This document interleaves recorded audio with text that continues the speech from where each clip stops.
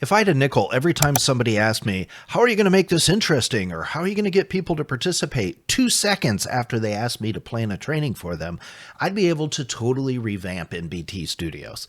For some reason, people just want to jump right to that and they skip over the process of planning an effective training. And the process really starts with clearly defining the outcome from that learning activity. What is it you're really wanting to achieve, and laser focusing in on that.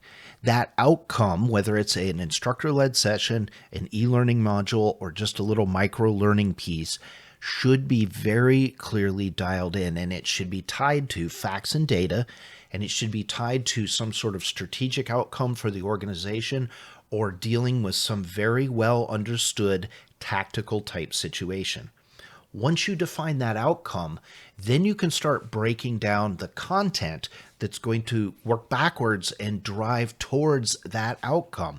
Once you map out the topics and subpoints you want to make and how you're going to go about making them, then you can figure out how do you transfer that information, how do you get it out of your head and into your audience's mind, and then how do you reinforce that? How do you give people a chance to interact with that information, use that information, practice doing something with that information and applying that information?